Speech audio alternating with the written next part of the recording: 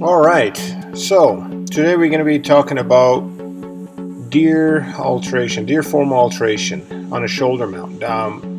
Usually mammal alteration is going to be a little bit more work involved to it, and just because of all the muscle tones, especially if there is hard turns and a little bit more dramatic muscle movements involved.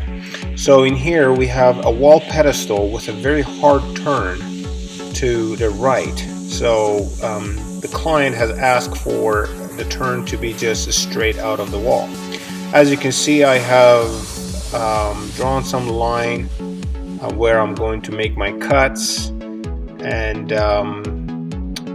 basically what I like to do is just turning my mount, turning the form on the stand every time after a quarter of a cut to make sure that my cut is going through exactly the way I want it. So I have also a red line that goes from underneath the throat all the way down to the bottom of the brisket. That is going to be indicating the turn on the neck muscle. So I'm gonna let you watch. You can see that I'm going to cut all the lines that I have on the neck muscle here and slice it all up.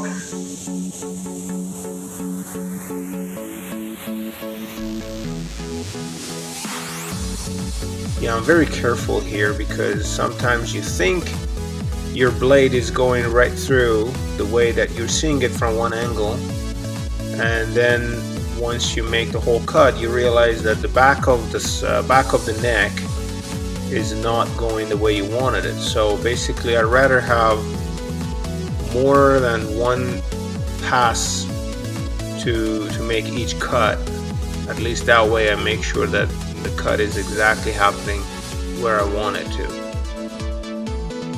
And of course I have all the pieces numbered, so I know exactly where to put them back.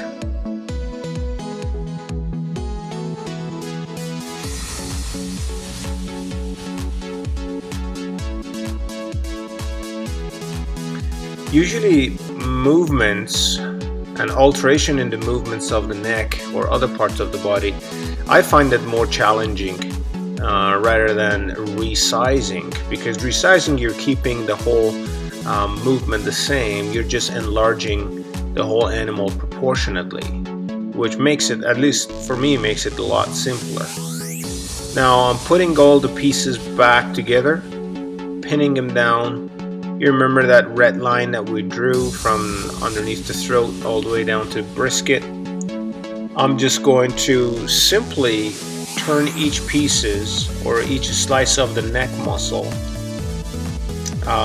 maybe about an inch from their previous spot, just to see where the head is going to be placed if I follow that 1 inch turn on each basically part of the cut. So you can see that when I turn everything about 1 inch on comparing to their previous spot, I mean it was a quick test, but I could feel that the head is going to be exactly straight out and pretty much to where we want it to be. So now it's time to put all these slices back or pieces of neck back and securing them, putting the spacers, and going to the next step, which is pouring the foam.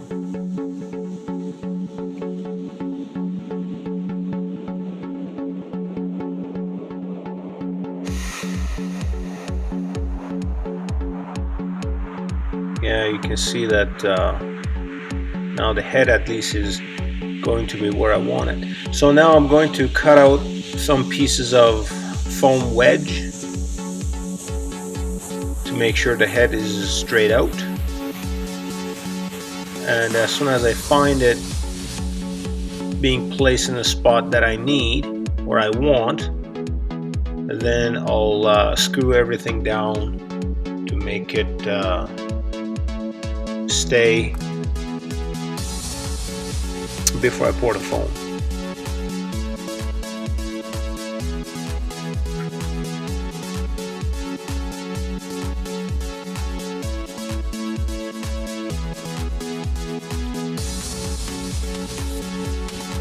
Six-inch screws are great for this application. We just go through all the layers, make sure that they're all attached to one another.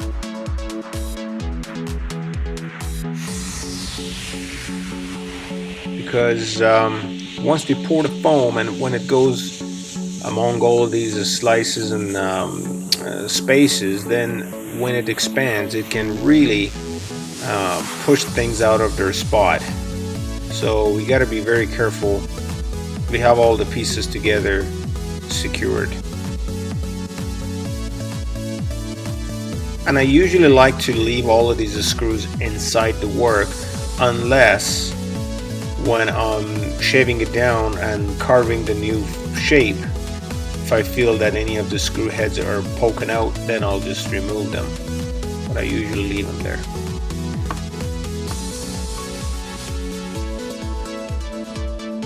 So now I'm rasping off some of the slight edges and also making the surfaces of those layers roughed up so the foam really adheres to it. Because these foams, when they come from the manufacturer, they have a very slippery surface, and it doesn't matter if you're pouring the same type of foam on them, they're not going to adhere very well and they can pop out very easily. So I like to rough them up before I pour the foam. So with a clear plastic bag, I'm creating a barrier so it holds the foam inside that area that I'm intending to pour the foam. I like clear foam, clear plastic for this application, so I can see what's happening underneath. Otherwise, I mean, any kind of plastic, a garbage bag or whatnot can work too.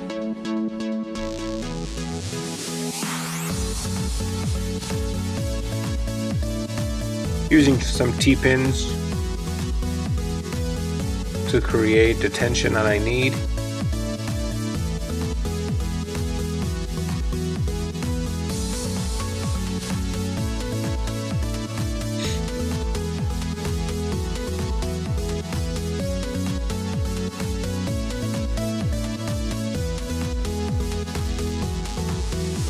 Yeah, hold them together with some T-pins, and then I tape up some areas to create a very tight seal in there, or at least to the best of my ability. Each application is different, and some of them are pretty hard to create a barrier around the area because of the shape of the form.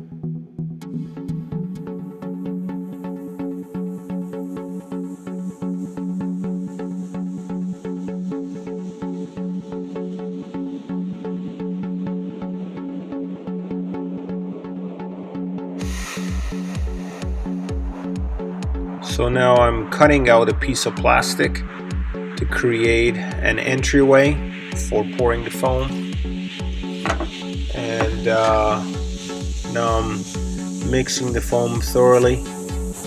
And I'm trying to be quick at this stage because the foam is going to rise very soon, and I pre-cut some pieces of clear tape to close the entryway back down. And I like to be a little bit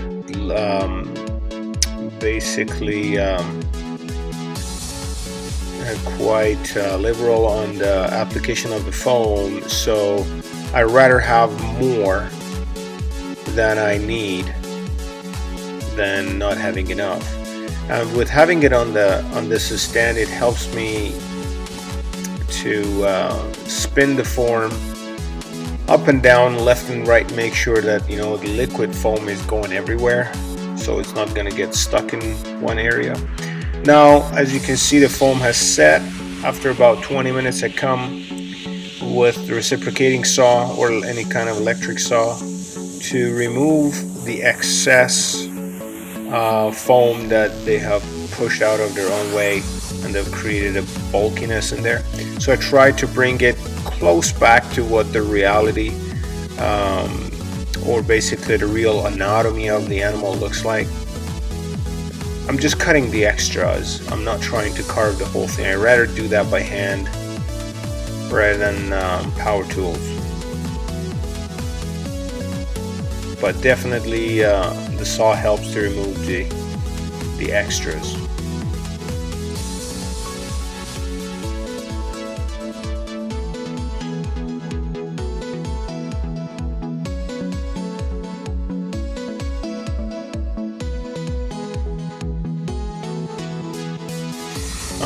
I'm using my Merlin 2 grinder. Just bring it a little bit more down.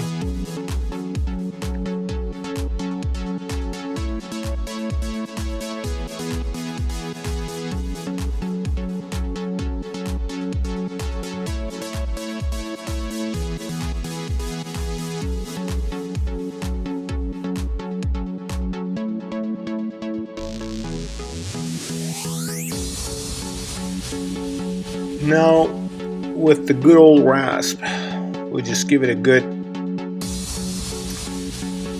basically a rasp job here, trying to create a smooth transition. You can see parts of that blue foam sticking out, which is okay. Doesn't really matter as long as the contour of the muscles are properly carved out. It doesn't really matter if there is any piece of foam showing out from underneath. Man, I wish I could rasp that fast and not getting tired. It's fun to see myself working that fast. I know that I can never work that fast. Now I'm using the stout rougher to create the indentation and on all the recessed areas in the muscle tone, especially on the neck.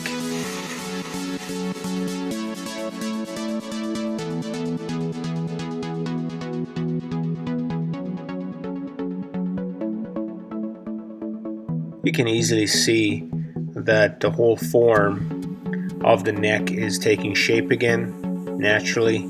And if you've noticed, my tools are getting finer and finer. We started with a rip saw, then we went down to that 2-inch grinder, and then rasp, and now stout rougher, and then we'll end up with some sandpaper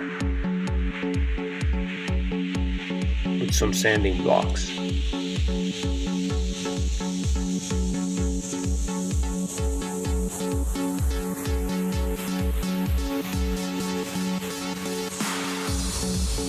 The goal is to create the proper muscle tone and also have it smooth on the surface. So when we mount our animal, and the skin is not going to be bumpy from outside just because our mannequin was not smoothed out.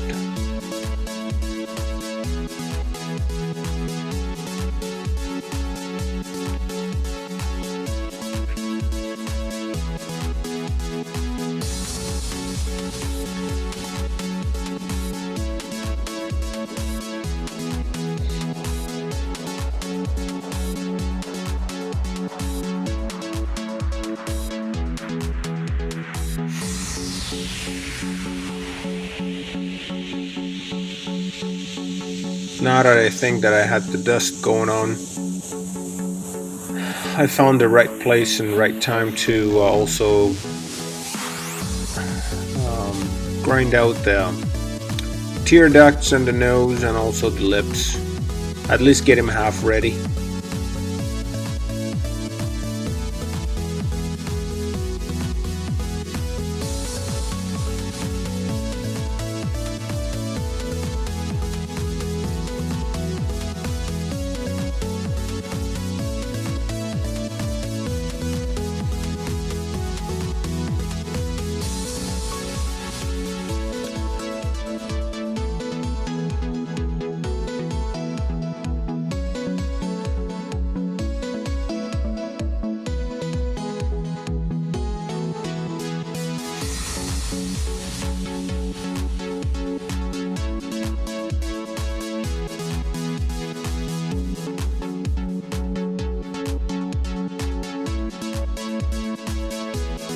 When I was editing this video, I noticed that the whole process that you're watching here for about 20 minutes, the whole process took me about an hour and 10 minutes. Just in case you were wondering in real time how long of a process this would be, just 1 hour and 10 minutes.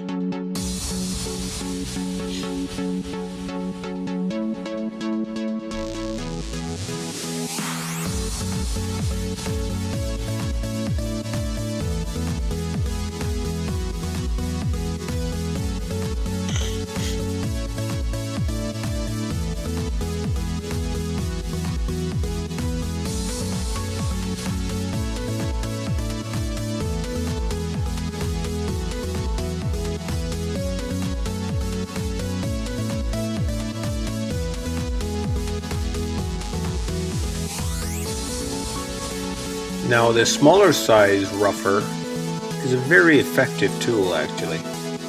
I rough up my form between the muscle tones and on the tight areas only with that smaller stout rougher. And the big one is also great for bigger areas.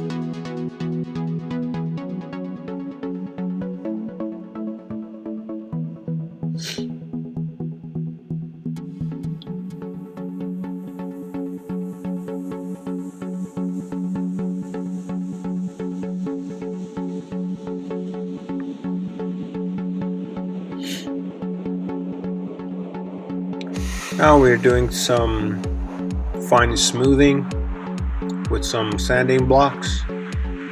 As you can see, the muscle tone of the neck is shaping up pretty good here.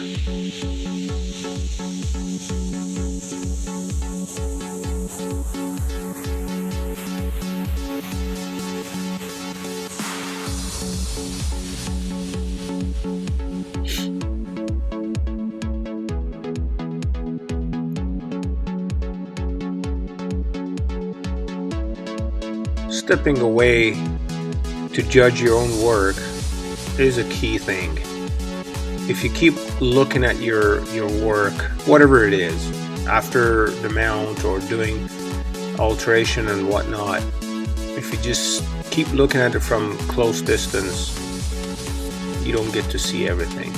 So now some areas I felt that it needed to be a little bit more plumped, or the muscle tone needed to be raised to keep the continuous contour. You could pour some more foam, but it's slower and it's messier, so I use my smooth mache here to fill those areas up. And just because I know with water I can really smooth it out.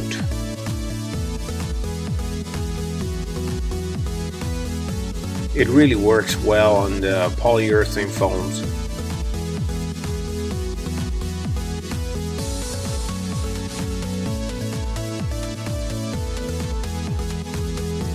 Yeah, I'm looking at it from different angles, make sure that the contour of the muscle is steady.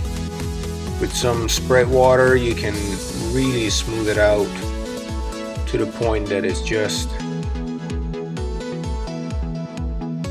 very nice and steady.